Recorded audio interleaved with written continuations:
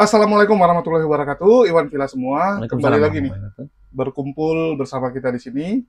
Dan saya sedang ada di tempat Ko Ajis nih. Ya, Assalamualaikum Ko Ajis. waalaikumsalam warahmatullahi wabarakatuh. Ini ceritanya baru pulang nih Ko. Baru pulang dari safari dakwah saya. Kemarin teman-teman juga tahu tuh di Malang ya, dengan Natalia juga kita ngisi.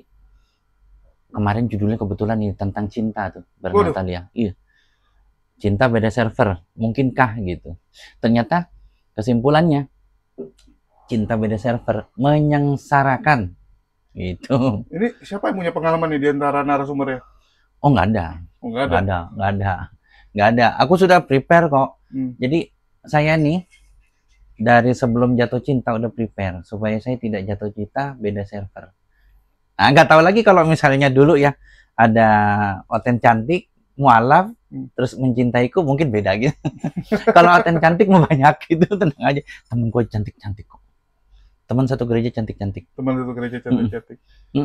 Iya C, kalau lihat C, serius, aku bilang kamu cantik-cantik C. Oh, ini bisa-bisanya sambil gombalin lagi nih. Oh enggak serius. Oh gitu. Nggak ditanya bakalan ngelamar, enggak lah, enggak gitu, enggak. Tapi kalau dia Udah mau, sama tuh. kalau dia mau, Enggak. kan masih ada slot. Sudah, kalau menurut perkiraan sekarang susah mau punya anak sudah. Karena usianya di atasku. Aku udah 47, mau punya anak umur usia 50 kan gitu. Oh, kalau perempuan yang umur segitu udah susah. Iya, makanya kalau aku tuh menikah itu atau mencari istri itu minimal aku masih punya satu. Harus bisa dapat keturunan. Dalam artian ya 35 37 gitu. Karena kenapa? Jadi ini cinta itu kan udah natural ya. Ya, nature. Setiap orang itu pasti punya kan, natural kan, nature. Dan biasanya cinta itu ada sesuatu yang bisa memupuk, yang memperkuat. Kalau kita cintanya halal ya, terus kita sayang sama istri, kenapa nggak diperkuat? Salah satunya adalah dengan anak kan gitu. Nah, itu liatin aja tuh. Aku syuting dilihat sama anakku tuh. Kebahagiaannya itu Iya. ya. Jadi perekatnya adalah anak. Iya, dia dari sejak kecil sudah ngerti dakwah. Bahkan dari umur 3 bulan apa berapa bulan sih pertama kali dia ngikut? 1 bulan sudah ikut loh kajian. Oh dalam perut ya sudah. Dia keluar 1 bulan sudah ikut kajian gitu. Oke, jadi ini Ko Ajis baru pulang kajian dan di Malang ya? Di Malang. Ini cukup aktif ya ngisi kajian kok. Rencana sebenarnya dari dulu aktif, cuman ini rencana mau dicoba dipaksakan. Judulnya dipaksakan. Karena kenapa? Karena memang bismillah, saya tidak memikirkan modal, saya tidak memikirkan ongkos. Jadi selama dari bulan Juni sampai Desember insya Allah. Setiap bulan? Setiap bulan. Bahkan dalam 1 bulan itu bisa 2 sampai 3 daerah. Provinsi ya, provinsi. Kayak Juni itu Jawa Timur dan Jawa Tengah. Oke, artinya banyak duitnya dong kok? Dibilang mah nggak ada persiapan, yang penting bismillah jalan. Makanya ini kan mau mencoba gitu. Ini aku agak bingungnya gini kok. Di mana-mana orang kalau banyak yang ngundang, ini bukannya apa ya, bukannya apa ya teman-teman ya. Kadang-kadang kan yang ngundang pasti ya lumayan lah gitu kan, ada uang terima kasih. Kalau Ko Ajis nih setiap pergi malah kok tambah carry gue lihat. Bukan tambah kere. Jadi gini, aku ini kan sudah sering di safari dakwah ya. Jadi hampir setiap daerah dari ujung timur, ujung barat Jawa, ini pernah ngundang aku. Nah, gilirannya lah sekarang ketika aku mengajukan ke mereka, bukan diminta. Oh, bukan diminta ya, bukan karena diminta, ngajuin diri. Tapi gue ngajuin diri, tolong safarikan dakwah saya, dan komunitas-komunitas di sana itu mensafari dakwakan saya. Nah, karena saya meminta, biasanya mereka kurang persiapan tentang keuangan. Makanya aku bilang, tak datang dewe, tak ongkos dewe, tak mangan dewe. Yang penting sediakan masjid, sediakan tempat, sediakan jamaah. Berapapun itu jamaahnya. Bahkan aku cuman disediain mualaf 7. Jauh-jauh. Enggak masalah, no problem gitu. Bisa jadi dari 7 itu, 7-7-nya nanti jadi dai-daiyah. Kan gitu. Jadi niatnya ke situ ya? Iya, bismillah. Dan setiap safari dakwah pasti aku kurusan. Serius kok, karena kurusan. Susah makan. Bukan susah makan kok, aku mengurangi makan. Supaya irit. Pertama supaya irit, kedua supaya gerakannya gesit. Supaya irit atau lagi bokeh? Ya nggak pakai-pakai amat lah. Penghematan. Hemat-hemat. Yang jelas kalau safari dakwah banyak makan, Hmm. nantinya bisa bermasalah di ini kan mencari menunya gitu. Oke. Jadi sebisa mungkin, ini misalnya minggu besok udah mau safari dakwah nih, 3 hari sebelumnya aku sudah latihan. Ngurangin makan gitu. Ngurangin makan. Nggak banyak pup, nggak banyak pis, dan di sana badan lebih ringan. Nah, pulang safari dakwah makan terus deh. Kayak gitu ya, Enggak, kenapa mau gitu kok? Bukankah di mana-mana kan biasanya panitia yang ngundang itu yang menyediakan transportasi dan sebagainya. Jadi pergi sendiri kan, ya kalau cuma di Jakarta aja oke lah ya. Tapi kalau udah sampai lintas provinsi kan sayang juga gitu. Ini malah mau ke Palu. Oh, ke Palu. Oh, ke Palu. Ongkos sendiri lagi. Insya Allah kayaknya sih. Jadi saya begini nih kok sistemnya kok. Aku kan waktu itu sudah dipanggil ya. Bahkan tanpa minta pun kadang mereka ngasih di atas 10 kan gitu. Di atas 10 juta gitu. Aku ceramah. Aku pikir gini, kok aku komersil ya? Gitu. Kok kesannya komersil walaupun itu penghargaan. Kenapa aku tidak mau kemudian gantian dengan mereka ketika dulu mereka menyiapkan dana, bahkan ngasih puluhan juta ke aku gitu kan. Kenapa aku sekarang nggak nawarin ke mereka, hanya sediakan jamaah dan aku datang sendiri? Bukankah setiap ongkos yang aku keluarkan itu nanti akan bersaksi di akhirat? Bahwasannya ketika aku sudah memilih, ini jalanku, jalan dakwahku, ya sudah aku buktikan. Kenapa? Karena gini, orang sesumbar banyak. Tapi orang yang mau menepati apa yang dia sumbarkan, yang bisa membuktikan dia sesuai dengan sesumbarnya, atau sesumbar itu apa sih? Sesuatu yang dia omongannya lah. Iya, omongannya. Sesuai dengan omongannya, itu susah. Dan salah satu harga laki-laki tertinggi adalah omongannya. Betul. Itu harga diri. Ya, harga laki-laki tertinggi adalah itu. Ketika laki-laki bisa membuktikan setiap omongannya dan tidak meleset, kalaupun meleset dari A, amin, atau A plus, atau A jadi B gitu, nggak sampai E gitu. Itu laki-laki yang luar biasa. Karena dan kita dipegang omongannya. Betul kok, dipegang omongannya gitu. Nah, aku ajuin ke mereka, kalau lah dulu mereka harus keluar uang, rela untuk mengundang aku, artinya ada something yang mereka kejar di sana. Ada sesuatu dariku yang bisa diberikan ke masyarakat, atau kita bilang nilai jual. Nilai jual dariku di dalam dakwah yang harapannya itu bisa membuat jamaah ini bersemangat dalam Islam. Itu nilai jualnya, bukan rupiah ya. Nah, artinya ketika aku datang ke sana, kemudian aku ongkos dewe, mangan dewe, jalan dewe. Nah, itu masa mereka nggak bisa? Itu pikiranku. Terus kalau ternyata mereka, oh nggak enak deh kalau ongkos dewe mau ngasih, aku terima tetap. Aku terima. Walaupun mungkin jauh gitu kan dari pengeluaran yang ada kayak gitu. Aku tetap terima, nggak masalah. Hitung-hitung memperingan. Nah, terus aku buka kesempatan. Nah, ini kuncinya juga. Aku buka kesempatan teman-teman yang mau andil dalam kegiatan safari dakwah. Sebab di safari dakwah ini kok, ini nggak cuman aku kesana pakai ongkos, tetapi kayak di Malang Selatan kemarin, kami itu mempersiapkan 25 bingkisan untuk mu'alaf kita yang di sana, dan juga ngasih uang saku satu orang 50.000, serta juga kuis. Nah itu nggak cuman aku ongkos doang gitu, tapi di sana juga harus disiapkan seperti itu.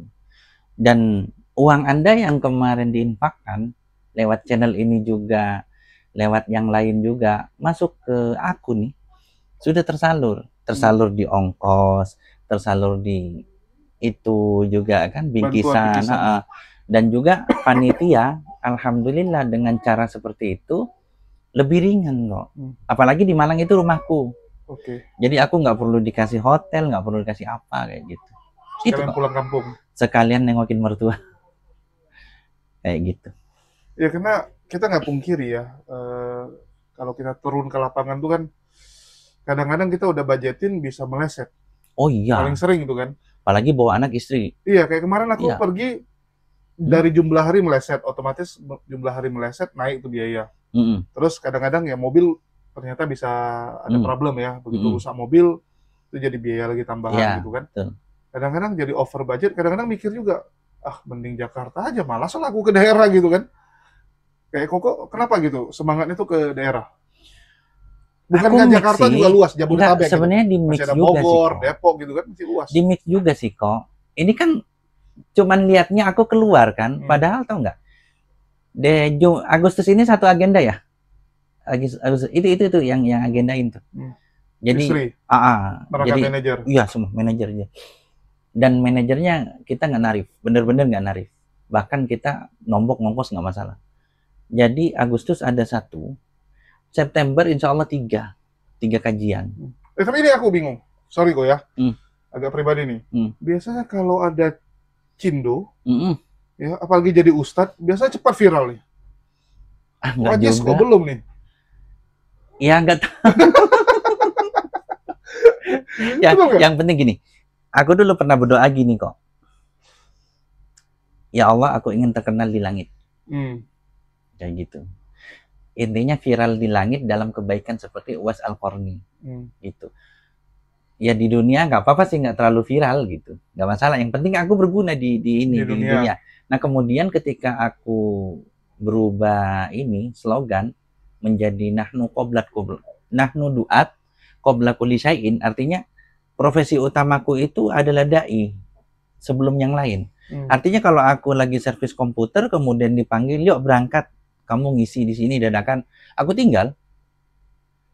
Kalau nggak aku kasih anak aku gitu. Dan itu aku kerjain, benar-benar aku kerjain. Jadi aku tinggal gitu, langsung tinggal jalan gitu. Kalau masih bisa aku rapikan, aku rapikan. Kalau enggak aku telepon anakku, rapikan laptop, aku tinggal, aku jalan. Dan itu nggak jarang. Ketika aku pulang ke rumah sudah ada orang duduk, ngapain? Gitu. Kan habis salam, ngapain? Ustaz ngisi. Kapan? Sekarang. Kita udah telat tuh kan. Aku nggak tahu, nggak dapat kabar, nggak dapat apa, tahu-tahu sudah dijemput gitu. Ya jalan, aku nggak nanya uploadnya berapa, enggak. Kita naik apa, enggak. Udah langsung, yuk jalan, udah. Ya karena saya tahu kok Ajis itu termasuk ini ya, yang penting berguna aja ya. Ya, yang penting berguna. Nah kemudian aku berpikir kalau aku nggak terkenal di dunia, bagaimana aku akan mendakwakan orang? Ya Allah, nggak apa-apalah aku nggak terlalu terkenal di dunia. Yang penting nih, dai-dai di dunia ini kenal aku. Dan orang-orang yang membutuhkan dai ini ketemu aku dan butuh aku. Dan ternyata benar-benar ketika dai-dai ini kumpul dan ada satu dai ini, entah apologet, entah ustadz, berhalangan, itu aku yang ditelepon kok. Makanya sering seperti itu. Kok berangkat? Ya, kok badal? Gitu. Sering. Artinya untuk mengcover yang nggak jadi ya. Dan mereka memang tahu, aku ini tidak pernah berkata tidak untuk dakwah, kecuali ada jadwal lain. Kecuali bentrok. Atau misalnya ada sesuatu yang sudah aku kerjakan tidak bisa ditinggal. Kalau masih bisa dibadal, aku akan jalan. Dan kalau itu pun tidak bisa dibadal dan memang aku harus jalan, aku jalan. Aku jalan untuk dakwah gitu. Ada nggak kayak perasaan gini kok? Kayak aku contoh ya, ini aku bandingin kayak kemarin gitu. Aku pergi, padahal kan tujuannya tuh kita silaturahmi kepada para mualaf, sekaligus kita ngecek lah kondisi di lapangan. Ustadz di sana kira-kira kendalanya apa yang bisa kita bantu lah supaya dia bisa dakwah lebih bagus di daerah-daerah. Karena kita tahu banyak ustadz ya di Indonesia, tapi yang mau ke pelosok itu kan sedikit sekali. Oh banget, ya, dikit banget gitu kan. Apalagi kemarin kita pergi tempat tinggalnya juga, waduh, mau ke sana juga nggak bisa naik mobil, harus naik motor. Ya, jadi dari desa yang pertama kita berhenti di Langsir pakai motor, ya di Langsir pakai motor. Pakai motor itu udah bisa naik Verza, Mega Pro udah bisa naik. Udah motor bisa cowok, motor cowok. Ya motor cowok yang penting, jangan motor metik lah, kalau metik nggak sanggup. Terus kondisinya juga ya ekonominya pas-pasan lah karena sambil berkebun. Iya. Cuman saya di satu sisi bertemu dengan ustadz-ustadz seperti itu salut gitu kan. Artinya benar-benar itu waktu aku tanya, kenapa mau di sini? Perintah guru dibilang. Perintah gurunya. Saya bilang nggak bisa pilih tempat lain. Ya nama dari perintah mana boleh gitu kan, pilih-pilih. Bagus juga gitu kan. Jadi Samina wa ta'na ya. Iya, Samina wa ta'na. Gurunya suruh pergi ke tempat itu karena memang di situ kurang kan yang berdakwah. Udah dia pergi. Kurang yang membimbing mualaf di situ, pergi. Jadi saya pikir sedangkan kita ini punya channel, punya kelebihan nih, apa yang bisa kita bantu buat mereka? Kan gitu. Itulah kenapa saya kunjungi lah. Jadi tujuan sana tuh selain kunjungi mualafnya, kunjungi ustadznya. Karena memang kita mau lihat apa yang bisa kita bantu buat Ustadznya. Alhamdulillah kemarin kita ini sediain motor, jadi beliin motor second. Oh, alhamdulillah. Nanti di awal bulan nih disalurkan. Karena mau Insyaallah. kesana lagi. Terus kita mikirnya di situ. Terus kan selama perjalanan banyak cobaan kok. Dari saya seumur hidup kendarai mobil ya. Bayangin dari saya dulu, saya bawa mobil tuh bahkan sebelum 17 tahun lah udah bawa mobil kan, kayak di daerah. Sampai sekarang saya seumur hidup nggak pernah merasakan yang namanya putus tali klos. Bahkan mogok di jalan nggak pernah saya seumur Tali hidup. klos apa biar pada tahu? Ya. Nggak. Jadi dulu saya paling pernah tuh bocor ban. Ya, bocor ban pernah. Ya, yang namanya mobil rusak nggak pernah saya alami. Ini baru kemarin lah, tengah malam lagi. Setengah satu malam, bayangin. Nah, setengah satu malam. Ya, terus. Belum lagi HP kemasukan air laut. Oh iya, Rusak. HP sampai nggak bisa dihubungi Ya. itu. Laptop kena virus. Ya. Jadi beberapa hal tuh kayak beruntun, bahkan adalah yang lain-lain kecil-kecil lah, nggak usah kita sebut lah, nanti kena orang lain soalnya. Ya. Bentar, iklan. Ya.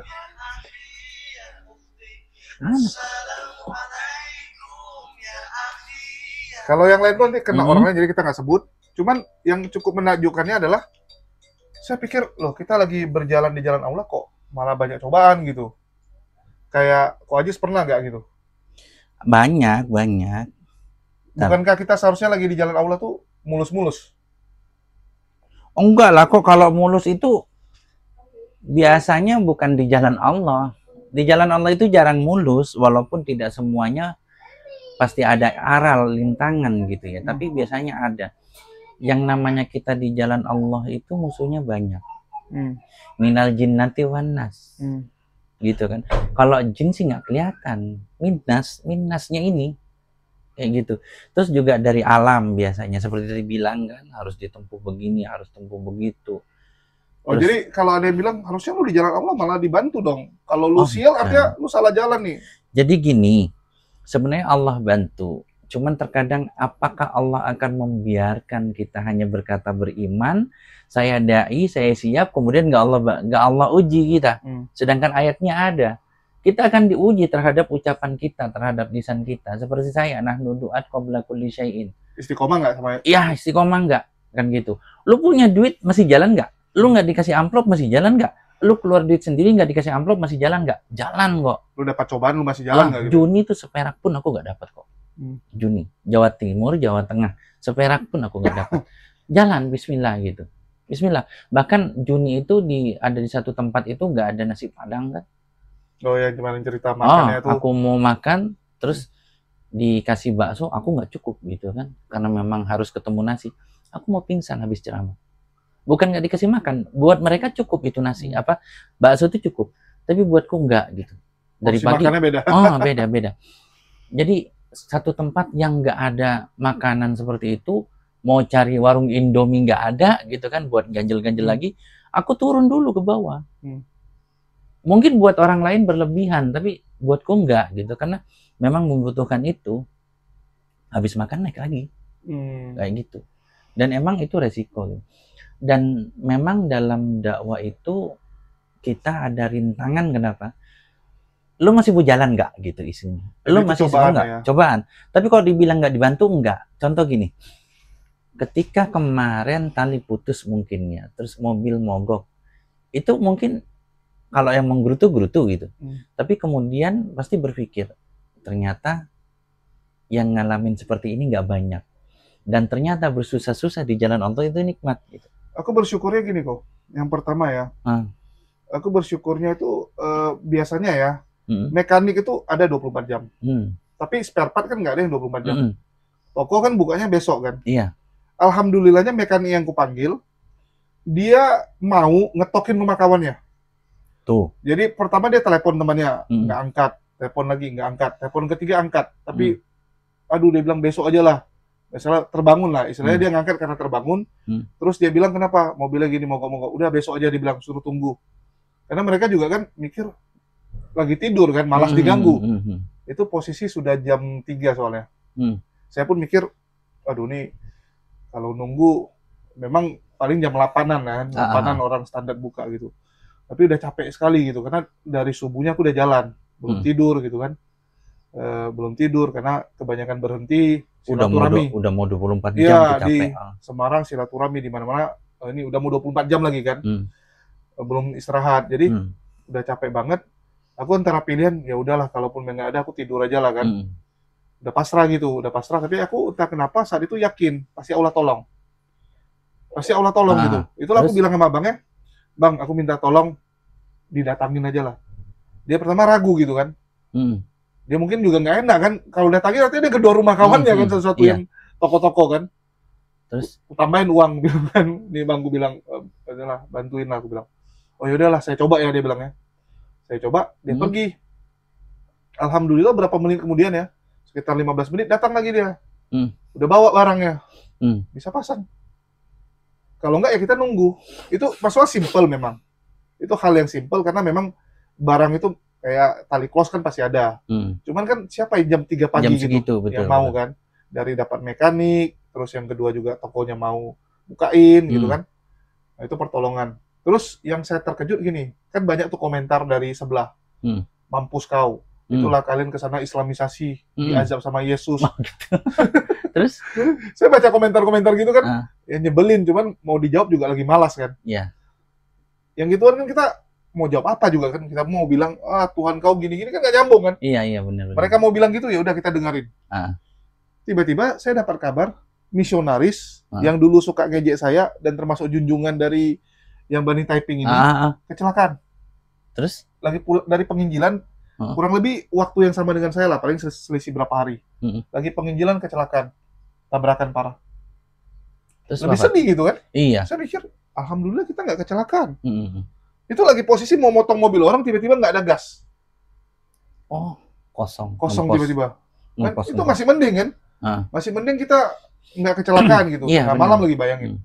Jadi saya ambil hikmahnya, ya alhamdulillah masih inilah, masih mungkin dijaga. Bisa jadi kalau nggak putus, itu bisa kecelakaan. Sama seperti aku kemarin, aku tiap pulang kampung itu biasa berdakwah juga kan, sambil dakwah, sambil ini. Terkadang aku masih nemuin teman-teman yang dulu pernah aku kasih babi.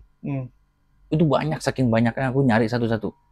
Aku minta maaf tuh. Tapi alhamdulillah mereka kan begitu Ketawa tahu aku ini apa, jadi mualaf, sekarang mualaf, sekarang jadi dai gitu, malah kadang ada yang nangis gitu, dipeluk gitu.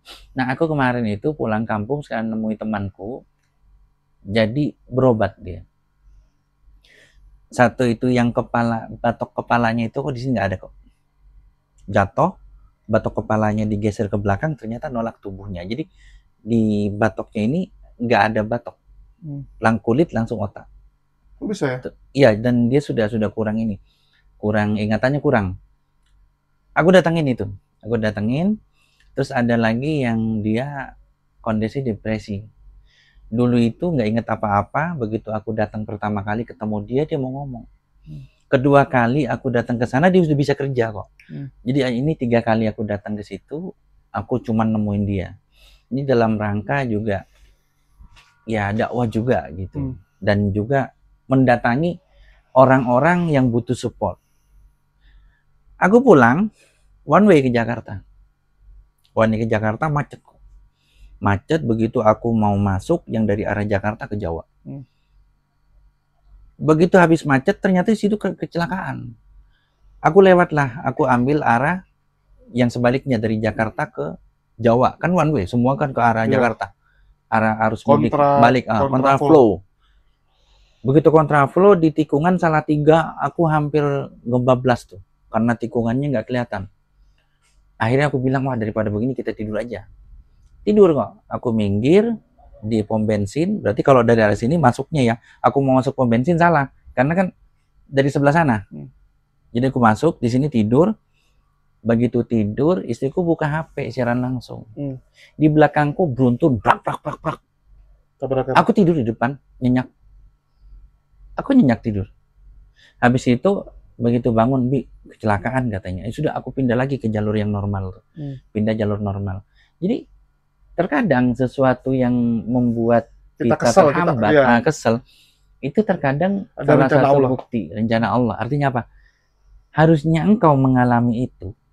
Aku tahan, aku bikin kau tahan, tanda bukti cintaku dan dukunganku padamu.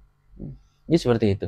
Wajar kok. Jadi kalau tanya tadi banyak halangan, banyak rintangan, agak susah, wajar. Kalau gampang kok, kita tidak akan dipilih Allah menjadi orang-orang terpilih yang mendatangi mereka. Itu kalau gampang. Iya, aku ambil ini aja lah, ambil hikmahnya kan. Ya ini mungkin ada rencana dari Allah dan terbukti kan. Terus kedua juga ya banyak orang bilang, wah saya yang di Jawa Timurnya nggak pernah ke sana, lu malah duluan ke sana gitu kan. Dan saya anggap saya belakangan ini agak senang ke lapangan. Kenapa kok? Kan kalau dulu kan saya lebih banyak di ini aja lah, di studio aja gitu. Saya pikir pertama masih muda, yang kedua sekaligus jalan-jalan lah. Kapan lagi bisa dapat pahala, sambil bisa jalan-jalan, bisa silaturahmi. Iya betul. Jadi kita banyak tahu hal baru. Betul. Bahkan kemarin saya bilang sama Kores, dulu ya saat saya masih di Kristen, kita kan makan itu cuman di paling yang direkomendasikan di medsos lah. Kafe mana, makanan mana yang lagi viral gitu kan. Tapi kalau sekarang kita datangi ke pesantrennya, yang notabene pesantren itu kan biasa paling tahu lah daerahnya. Makanan-makanan yang bahkan di medsos pun nggak pernah orang lain makan. Nah, itu sering tuh dikasih makanan yang dibilang ini makanan khas daerah ini gitu kan. Oh iya, sama sering juga. Nah, jadi saya mikir, ya cukup unik lah gitu, cukup unik. Punya pengalaman dari dua sisi yang berbeda gitu kan. Dari apa yang dulu kita anggap kayak duniawi 100%, sama sekarang yang dari sisi Islamnya gitu. Jadi ya bisa dibilang bersyukur lah ya, dari dunia diskusi ini kita dikenal ya, bisa dibilang tiap kabupaten lah ya. Kalau kecamatan mungkin nggak semua lah. Kalau kabupaten, rata-rata setiap kabupaten di Indonesia ini kita punya teman. Ya kayak kemarin waktu kita mau jalan tuh, waduh kalau mau diikuti nggak jalan-jalan kami. Iya sama. Begitu si Kores kan live ya, jadi dia di mobil, kami jalan, dia live. Terus semua pada bilang, bang singgah di tempat kami, bang singgah di tempat kami. WA masuk, bang abang nanti lewat ini nggak? Lewat. Aku bilang berhenti ya di rumahku. Aku lihat dia punya alamat. Ya masalahnya rumah lu bukan di samping jalan, masuk lagi ke kampung. Itu yang jadi aku bilang kalau aku ke kampung lagi, lah harusnya kita tinggal lewat, harus masuk ke samping setengah jam. Iya. Silaturahmi keluar lagi setengah jam. Jadi total berapa jam kabar? Aku bilang mohon maaf nggak semua bisa kita datangi. Kalau yang jalan besar insya Allah ya bisa lah, tapi nanti lain kali lah aku bilang. Karena kalau kita datangi satu nanti yang lain komplain nggak adil. Itulah kemarin si Kores bilang kita ada wacana di bulan 9 ya. Ini catat nih teman-teman nih, sekalian promo ya. Bulan 9 si Kores mau bikin ini safari dakwah lagi, tapi bukan safari dakwah lah, safari silaturahmi jadinya. Bang Zuma mau dibawa sama dia ke Jawa Timur, kita akan berhenti di beberapa kabupaten dan kota. Insya Allah. Jadi kita bikinnya itu adalah ya inilah, ketemunya di rumah makan aja lah. Karena kalau kita datangi rumah orang, nanti kan satu-satu banyak. Nggak adil ya. Apalagi kalau Bang Zuma yang dibawa biasanya satu kabupaten tuh jadi ada 10-12 orang yang ngundang gitu. Jadi kita kumpulin di kafe-kafe aja gitu. Jangan kan Bang Zuma, aku aja udah berapa. Kalau aku sistemnya gini, aku mau ke Malang nih. Langsung kan biasa DM tuh. DM, WA. Aku tuh mampir loh, gitu. Kalau nggak mampir ke rumahku. Gini, jangan gitu. Ini acaranya kan jam segini sampai jam segini nih. Pilih nih yang terdekat darimu, datang. Ya. Selesai acara, langsung ke depan. Langsung ke depan. Langsung ngasih tahu. Kalau aku hadir, terus langsung ngomong gitu. Kok, ayo ini itu. Nah aku layanin insya Allah layanin. Ya. Kalaupun istilah katanya, kok sorry aku pengen ngopi tapi nggak punya duit, aku yang ngasih kok. Ya. Aku yang bayarin nggak apa-apa. Tapi rata-rata sih aku yang dibayarin. Ya, gitu. Itu kan etikanya. Iya aku yang dibayarin. Tapi Niko, tadi lu cerita lagi nih. Lu pergi dakwah tuh. Rumah kemalingan nih bilang. Iya. Hampir setengah on hilang. Setengah on apa nih? Mas yang di Jawa. Oh, enggak perhiasan. Perhiasan istriku tuh hilang setengah on. Yang rumah depan ya, bukan rumah sini. Rumah sini kan ada yang jaga nih. Alhamdulillah aman nih. Ya, dan memang di rumah sini nggak ada emas. Ya, rumah sana tuh kenapa bisa hilang? Jadi sering kosong kok. Kalau siang tuh kosong. Oh, karena istri kerja? Ya, istri ada tugas terus buka warung sama Cici. Oh. Yang pertama buka warung sama Cici itu sering kosong. Nah, itu hilangnya itu berupa gelang. Itu nggak tahu yang 23 apa 20 gram. Saya tanya istri saya tuh, istri saya jawabnya udah awang-awangan gitu. Jadi takut saya emosi lagi. Soalnya yang ngambil ketahuan, ada yang ketahuan kan. Takut saya emosi sama yang ketahuan ini. ngaku tapi dia nggak ngambil semua gitu. Nah, ada yang berapa itu hitung 40 gram lebih kayak gitu. Dan ternyata setelah aku runut-runut, ternyata sejak pandemi itu kami, istri saya nih sering nabung emas itu hampir 1 on. Ternyata udah hampir 1 on dari bon-bonnya yang ada itu. Sebanyak ini hilang, iya gitu. Sebanyak ini hilang, nggak tahu ketelingsep, katanya ya sudahlah mau diapain, ya udah innalillahi, ya sudahlah mau diapakan lah, udah bismillah nanti juga ada gantinya gitu. Udah bismillah ada gantinya. Rencana kami sih itu kan kami mau buka rumah tahfiz ya terdekat. Kalau misalnya udah cukup, kami akan sewa rumah tahfiz di sini kan untuk berkudanya. Tetapi kalau misalnya Allah memberikan kemudahan, terus kemudian ada almiah, aku nih punya tanah, kita bangun pondok tahfiz yang juga berbasic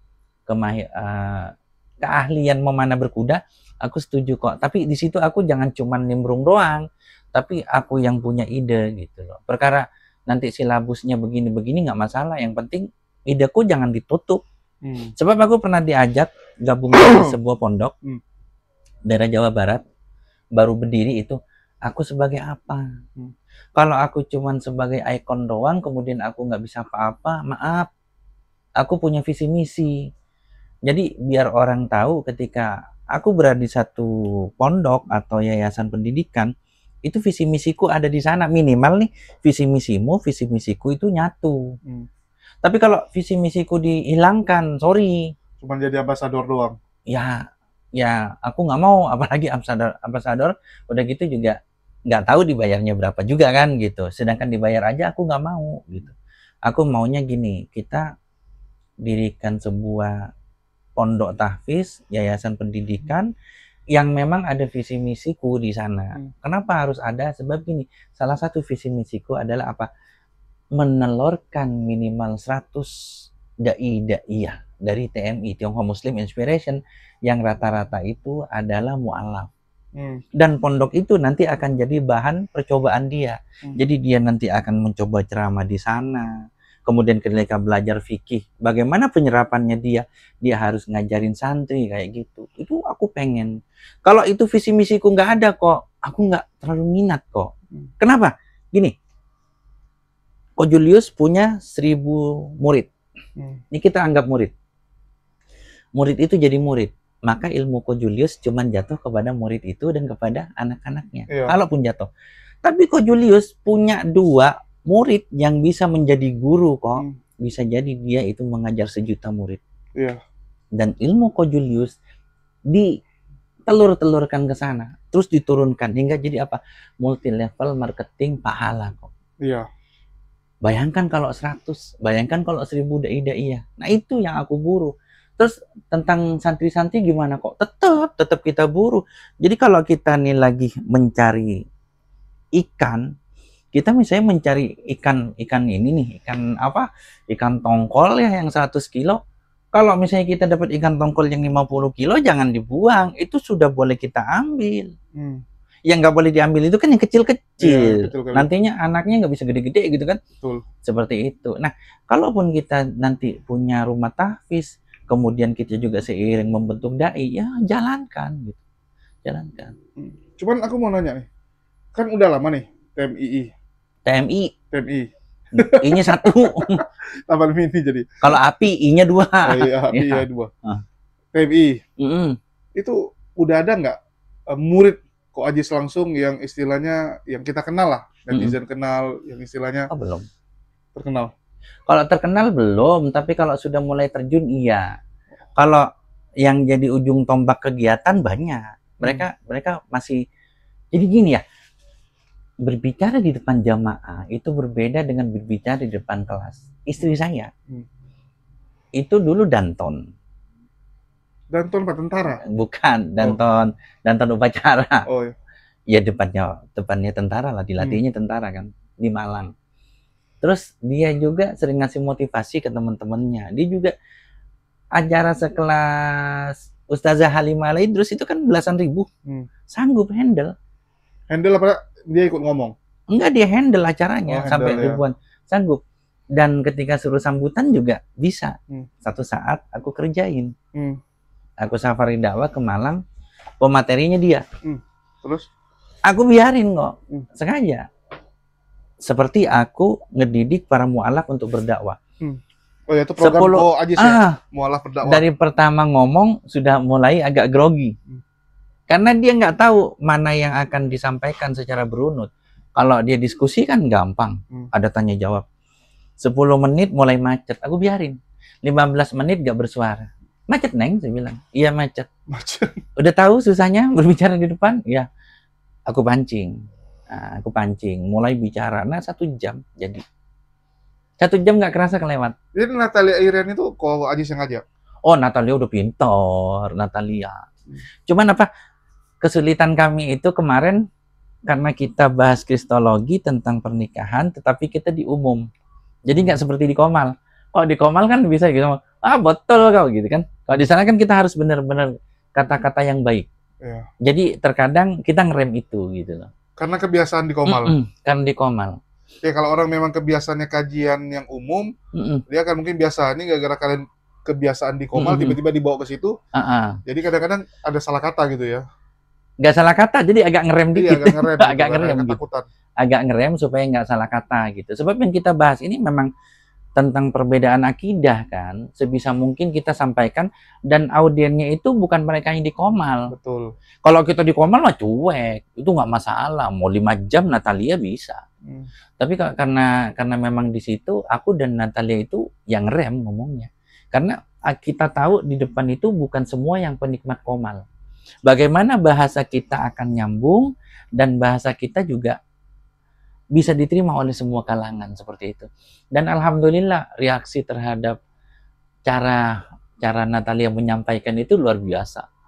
Jadi pada banyak permintaan, kalau bisa nanti ini lagi dah gitu, kolaps lagi dengan Natalia kayak gitu. Karena di bidang remaja dan wanita itu Natalia bagus.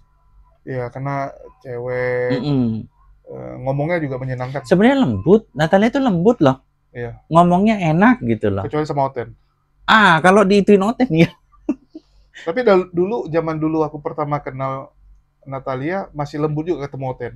Cuman entah siapa yang ngajarin, kan mungkin kelamaan main sama Blender dan yang lain-lain tuh. Sama kayak aku kok, gitu. Aku juga awal-awal kan sama Bang Blend juga dibilang gini, udah kok, diam aja kok, biar aku yang hadapin congornya gitu, kayak gitu. Emang ada kata-kata yang memang aku hindari kan. Kayak botol gitu loh. Sebenarnya aku hindari gitu. Kayak kampret, itu aku hindari gitu. Longor aku hindari. Cuman kok dihindari aku makin diinjak sama Oten, ya aku bentak juga. Kayak gitu. Ya kalau di TikTok ini memang agak barbar soalnya sih orangnya. Kalau kita bicara TikTok ya guys. Ya ini pun aku baru sembuh sakit juga sih. Entah kenapa. Karena pancaroba juga mungkin cuaca ya. Kenapa nanyanya kok yang jelek-jelek mulu tadi? Sengsara apa? Kenapa sih?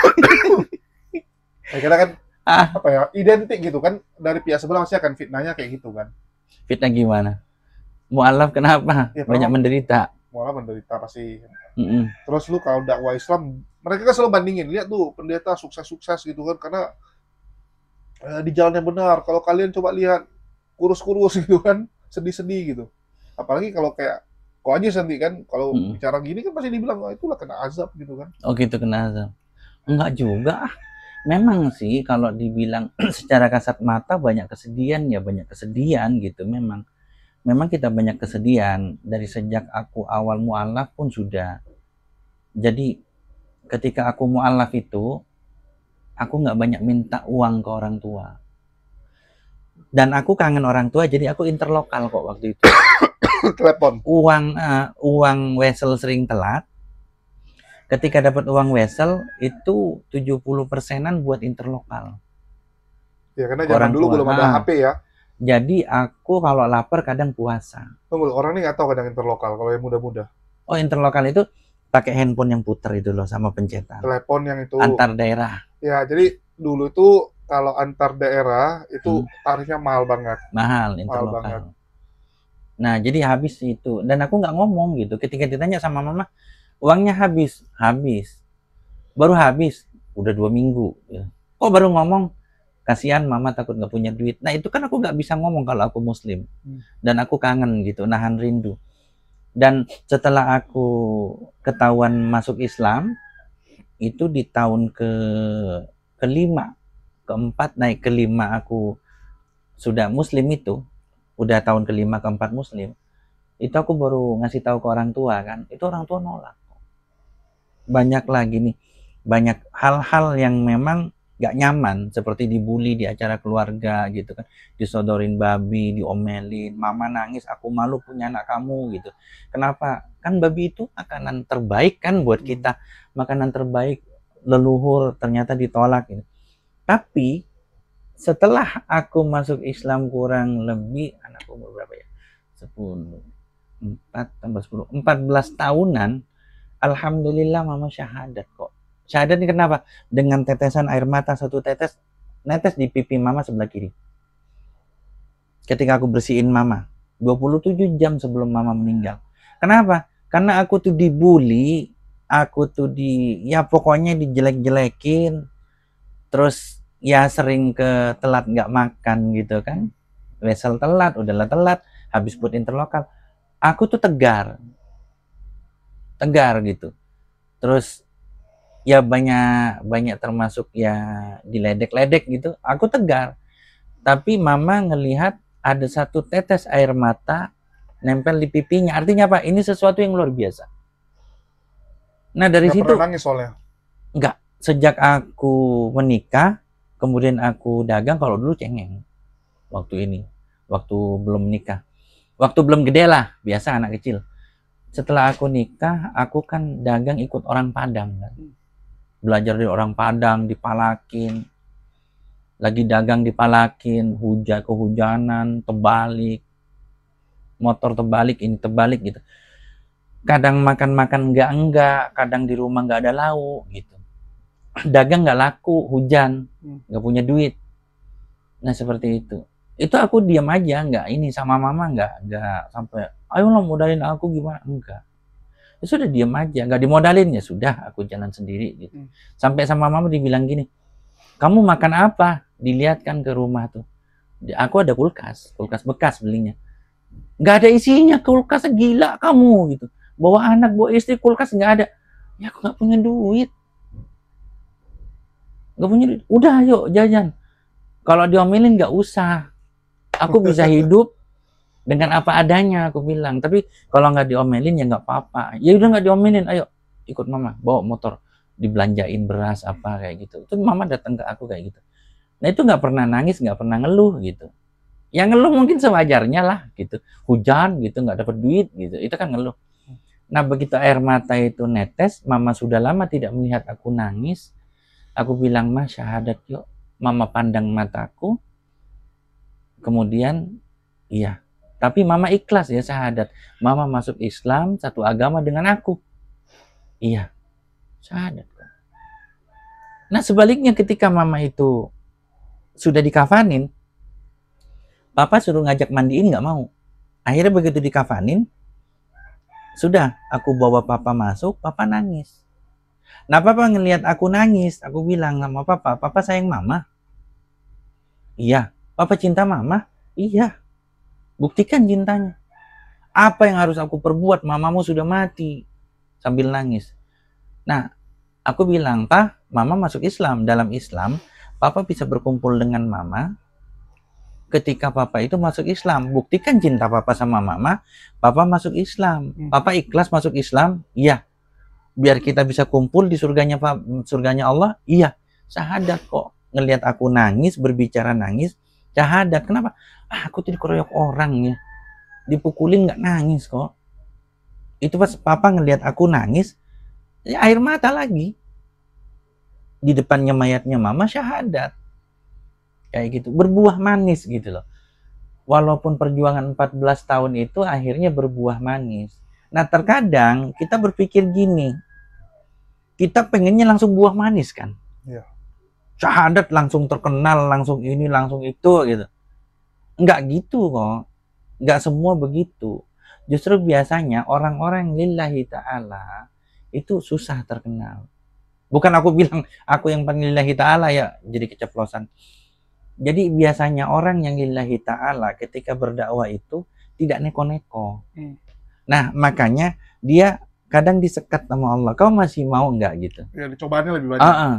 Jadi kalau kita ibarat gini, cobaan tuh kayak per. Lu ditekan dulu ke bawah supaya lu terbangnya lebih tinggi. Ya, kan habis lompat langsung kan. Iya. Dan tahu nggak hasilnya?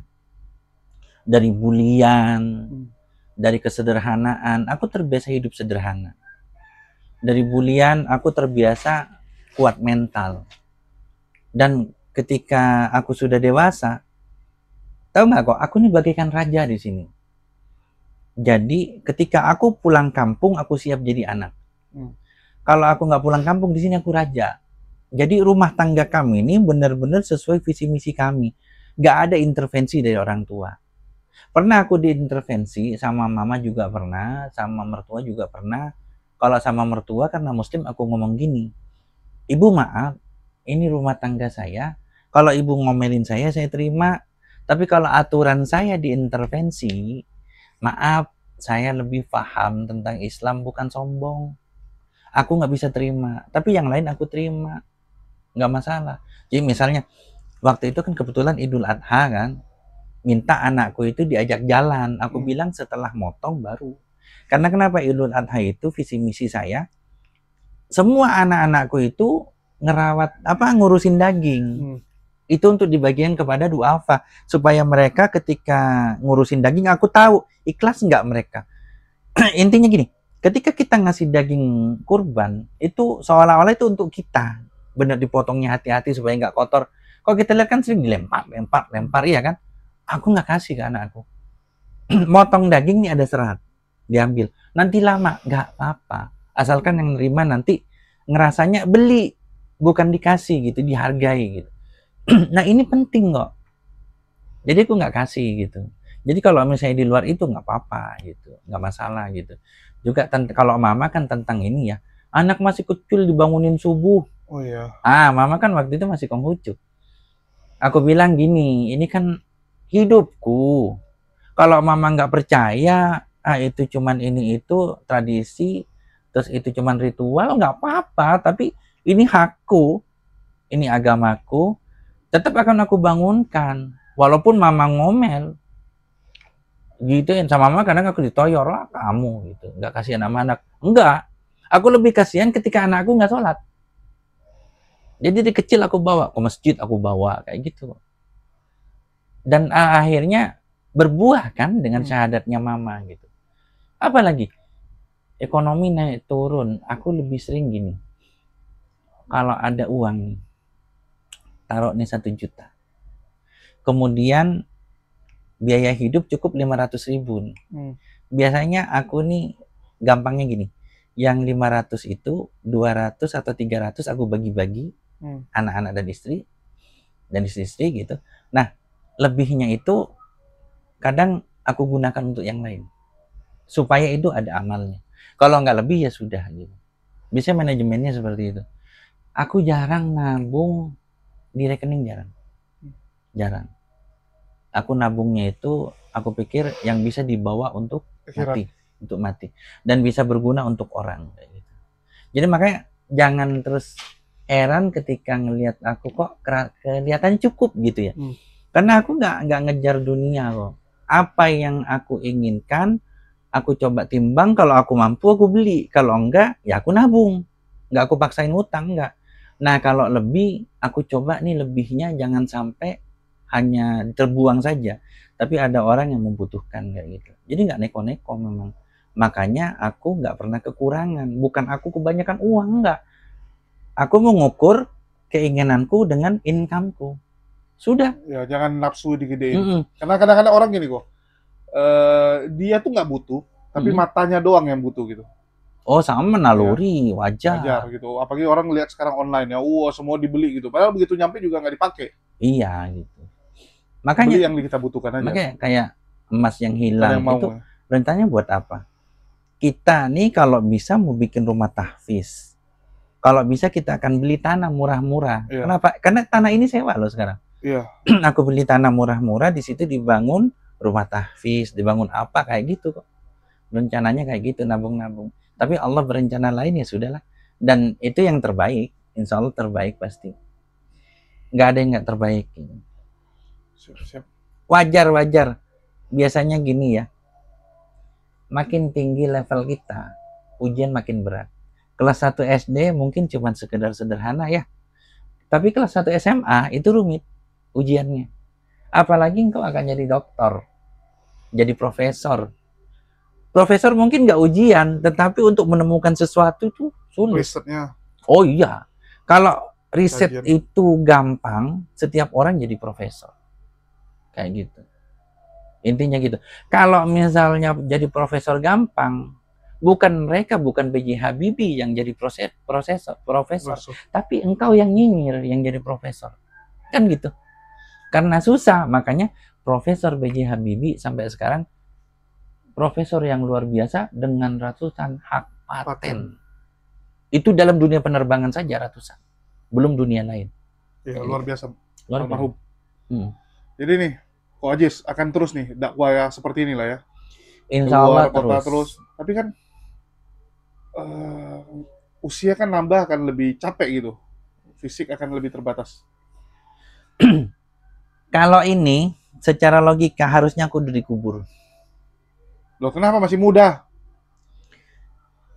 Usia di bawah 10 tahun ginjalku luka. Luka? Ginjal luka, kencing darah.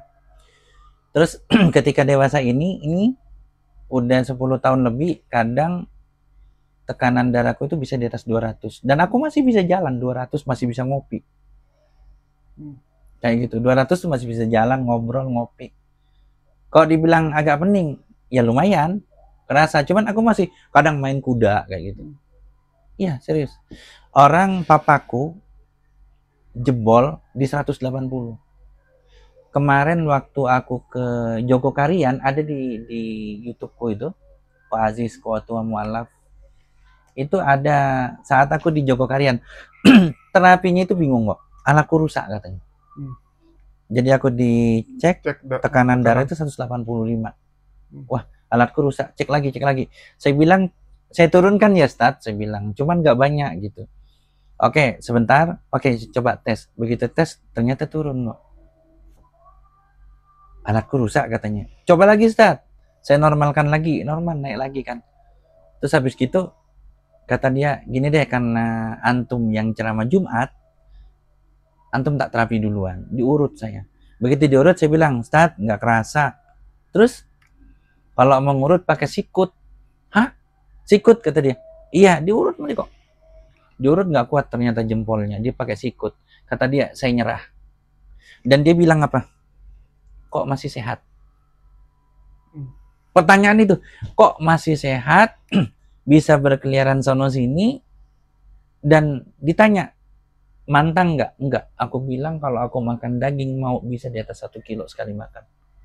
Kuat ya, karena Ko Ajis kalau lihat fisiknya agak beda gitu, lebih besar soalnya. Aku pencernaan lebih cepat.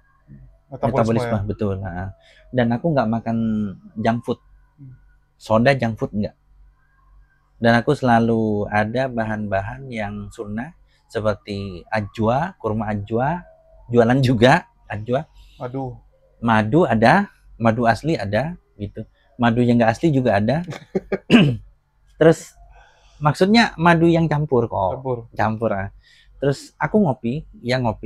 Aku ngopi itu kan buat untuk saraf bagus. Habatus sauda aku selalu sedia. Kayak gitu. Selalu sedia aku. Dan olahragaku olahraga sunnah, yaitu memanah berkuda. Aku berenang kalah. Nggak terlalu bisa. Bisa ngambang, tapi lambat berenangnya. Ya, kalau mana luar biasa. Kalau mana aku bisa sekali lepas 3 anak panah. Ya, 1 busur. Ya, kemarin tuh kan. 3 anak panah bisa aku. Nah, itu ceritanya. Jadi, kalaulah aku mungkin tidak berada di jalan Allah, aku sudah dikubur. Justru Allah jaga aku itu tetap hidup karena aku menjaga dakwah ini. Aku yakinnya di situ. Mikirnya di situ ya? Iya, udah nggak logika kok. Mamaku 170 jebol. Papaku 180 jebol. Terus saudara mama 190 jebol. Aku 217. Masih muter-muter lari-lari. Masih berani makan bakso. Masih Iya, daging. masih berani gitu. Makan daging kambing juga doyan. Doyan aku. Tapi yang habis dipotong dimasak ya. Kalau aku beli sate-sate pinggir jalan aku nggak berani. Kayak gitu. Siap. Ada lagi mau ditambahin kok untuk para penonton masalah ini ya yang merasa lagi ada cobaan gitu kan? Atau paling sering tuh kita merasa, waduh, ini kok saya terus dapat cobaan, kapan enaknya gitu? Ya, ketika Ramadan di hari pertama, ya kan artinya baru 1 hari. Jangan kita bilang baru 1 hari. Tapi bilangnya apa? Alhamdulillah sisa 29 hari lagi. Sehingga kalau Ramadan itu merupakan ujian yang berat, ujian itu akan segera berakhir. Begitupun kita kalau misalnya melihat sebuah ujian dalam kehidupan, alhamdulillah aku ini diuji dan masih dibimbing Allah dan diingatkan. Niscaya ini akan Allah mampukan aku Lewati. La yukallifullaha nafsan illa wus'aha. Dan ingat, setiap kita husnuzan sama Allah, segala yang kita visi misikan insya Allah akan guna. Dan dakwah itu belum tentu berjaya ketika kita hidup. Bisa jadi itu merupakan akarnya, kemudian ketika kita sudah wafat, itu akan tumbuh dan akan berkembang. Setelah kita wafat? Iya. Bisa jadi? Iya. Banyak yang seperti itu soalnya? Iya. Kayak Hasyim Asy'ari, Ahmad Dahlan, kayak Ahmad Dahlan, kan? Seperti itu. Ya seperti itu, kurang lebihnya. Jadi kalau ada cobaan, ya sikapinya tuh bahwa ini supaya kamu makin kuat ya. Iya, jangan pikir, wah, Allah nggak sayang sama aku. Ah, udahlah, nggak usah lagi lah gitu. Orang paling menderita di dunia, pret gitu. Masih banyak yang lebih menderita daripada kita. Nah, itu yang paling parah tuh. Kalau lomba-lomba lomba curhat, ya lomba curhat susah. Nah itu masih banyak panitia yang tuh. Ya, Tria, mau panitia acara kajian Agustus sama September kan? November. November. Oh, nambah November lagi. Nambah lagi, banyak. Jadi hampir tiap bulan ada kajian kok. Dan di sini kalau misalnya lagi rapat bisa 40 orang di sini. Oh, lumpukin 40. Iya. Bisa 40 orang. Ini panitia inti aja rapat malam ini. Kayak gitu. Jadi jangan pernah berkata akulah orang paling menderita di dunia ya, Red. Masih banyak yang lebih menderita. Wah, ujian kita itu. Lu masih sehat, masih bisa nyari. Sebetulnya aku paling benci kok. Aku paling benci itu kalau ada orang bunuh diri. Jujur ya. Aku paling benci itu di antara semua orang. Itu orang yang bunuh diri. Kenapa? Karena contoh ya kok. Aku kan ngurusin bokap nyokap sakit ya. Kanker loh. Jadi sambil nunggu di rumah sakit ya ngobrol lah sama orang gitu kan. Yang kanker-kanker juga. Itu rata-rata tuh semua kayak sedih gitu kan. Merasa bahwa kenapa saya sakit gitu. Apalagi kalau sampai dokternya udah vonis kan. Berapa bulan lagi gitu. Jadi saya melihat banyak orang tuh pengen bisa sehat, pengen bisa hidup. Sedangkan lu dikasih hidup, ya dikasih sehat malah lu bunuh diri. Kan geblek itu namanya. Iya. Karena menurutku sesusah apapun hidupmu, sehancur apapun hidupmu, ya selama lu masih ada hidup, ya lu masih ada kesempatan. Iya. Betul nggak? Oke lah lu bilang, nggak bisa lah. Dia bilang, kamu belum pernah alami. Kan banyak orang gitu bilang. Belum pernah alami. Lu belum pernah lihat jatuh sejatuh-jatuhnya saya hutang di mana-mana. Sekarang jadi pertanyaan, lu hutang sama di mana-mana pun, lu udah nggak punya apapun, ya, lu nggak punya apapun, yang penting lu gentle mau tanggung jawab, apa mungkin orang bunuh lu? Wah, lu nggak ada bayar hutang, gua bunuh lu gitu. Paling ngomel doang. Ngomel doang. Ya? Banyak orang kadang-kadang gini ya, belum menghadapi sesuatu dia udah duluan negatif gitu. Ini nanti beginilah, nanti begitu. Padahal begitu dia hadapi, masalah itu nggak sebesar yang dia bayangkan. Betul. Nah ini apa? Ketakutan yang berlebihan terhadap sesuatu yang belum terjadi, ini yang membuat kita menjadi ciut. Depresi, ya. Betul. Kayak gitu. Padahal kita masih bisa cari solusi gitu kan. Nah itu kok, lagi. Saya prinsipnya gitu kok, karena dari dulu saya tanamkan gini sama diri saya. Jangan terlalu berlebihan. Lu susah pun, itu akan dilewati. Ya. Karena lu bahagia pun akan dilewati. Lagi liburan. Saya selalu ingatkan penonton loh. Kita bisa pergi liburan kemana gitu seminggu. Waktu pertama berangkat kan, pergi gitu kan. Tapi tiba-tiba nggak terasa udah 7 hari aja, udah mau pulang. Betul nggak? Dilewati. Loh, kita begitu lihat tanggal, udah mau pulang besok gitu kan? Nggak kerasa. Nggak terasa. Ya begitu juga dengan kesusahan, ada expirednya. Kesedihan ada expired, kesenangan ada expired. Jadi ya udah, let it go aja. Yang penting hadapi, jangan jadi bencong gitu kan. Ada orang kadang-kadang dia ada masalah malah dia kabur, dia hindari gitu kan. Iya. Dan satu ya yang kadang kita tidak sadari, kesehatan itu lebih banyak ya persentasenya ketimbang sakit. Betul. Kecelakaan lebih banyak, lebih sedikit daripada kita dapat untung.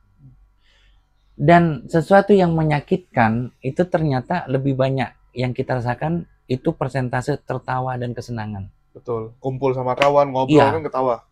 Jadi sesuatu yang tidak enak di kita ternyata Allah kasih ke kita itu sangat kecil persentasenya. Namun terkadang kita yang membuat sesuatu yang nggak enak itu menjadi lebih besar kok. Ini kesalahan kita. Iya, kesalahan kita. Karena kita ya memang memperburuk keadaan. Ketika kita sedih, kita kesedih, akulah orang tersedih di dunia. Ketika kita miskin, aku merasa orang termiskin di dunia. Padahal enggak. Dengan apapun kesederhanaan kita masih bisa infak. Dulu ada seorang yang datang ke aku. Aku bareng istri lagi nyapu. Sore. Di satu tempat lah ya, di antah berantah, jangan sebutin namanya. Kemudian datang ibu-ibu. Gitu kan. Ibu-ibu datang ngomong, aku pinjam uang katanya. Aku bilang istriku, punya tah? Cuman 50 gitu. Yaudah pinjemin sama istriku kan. Terus orangnya lewat, jangan diharap kembali ya. Istriku bilang, loh itu Abi tahu? Tahu. Itu siapa Abi? Itu orang yang lakinya pernah bikin saya susah. Suaminya bikin saya susah. Kok Abi tolongin istrinya? Disitulah sayang, kita belajar ikhlas. Bagaimana kita nolongin orang yang ngomong dia pinjem tetapi tidak akan pernah, ngerti kan maksudnya? Ya minjem tapi sebenarnya nggak minjem, dan orang itu emang kekurangan dan orang itu pernah bikin kita susah. Di situ keikhlasan kita diuji. Dan kenapa saya suruh istri saya ngambil uang, tahu? Kenapa saya suruh punya duit nggak digituin? Kenapa? Supaya dia merasakan dari uang dia. Dia tahu bagaimana dia itu ngasih kepada orang yang suaminya itu ngeselin suaminya. Kok Abi kasih? Kita belajar ikhlas. Belajar ikhlas di situ. Nah, itu saya bilang seperti itu kok. Artinya apa? Ya, ya jangan kita nih terus-terusan menuruti hati kita ini. Kalau susah-susah, kalau benci-benci, kalau dendam-dendam, janganlah. Nggak usah. Hidup ini dibikin enteng saja gitu, jalan saja. Ada musuh di depannya keprok gitu. Gitu aja. Loh iya, jangan mundur loh. Ada musuh di depan ngelama ke kita, jangan kasih pipi kanan kayak pipi kiri, bukan ajaran kita. Setelah kita diem masih ngelama keprok aja gitu. Tapi kalau misalnya ada musuh di depan ternyata dia baik, yuk minum kopi bareng kan gitu kok. Siap. Iya, seperti itu. Sesimpel itu ya. Jadi Simpel. semoga yang disampaikan pada hari ini, pada kesempatan kali ini bermanfaat ya. Yang paling penting itu semoga ada hikmahnya, ada manfaatnya buat para penonton. Ya, makasih nih buat teman-teman semua yang udah mendukung, dan bagi teman-teman jangan lupa yang ingin mendukung Safari Dakwah dari Ko Ajis dapat disalurkan melalui nomor rekening TMI ya, Tionghoa Muslim Inspiration. Nama yayasannya, nama yayasannya. Konfirmasinya. Nomor konfirmasi juga sudah ada di bawah ya. Jadi nomor rekening dan nomor konfirmasi dapat langsung teman-teman lihat di bawah ini. Ya, sekian dari kami, makasih buat teman-teman semua. Sama-sama. Jazakallahu khairan buat teman-teman yang sudah mendukung ya perjuangan kami. Sekian dari kami, makasih buat semuanya. Di akhir kata saya ucapkan wassalamualaikum warahmatullahi wabarakatuh. Sampai jumpa di lain kesempatan.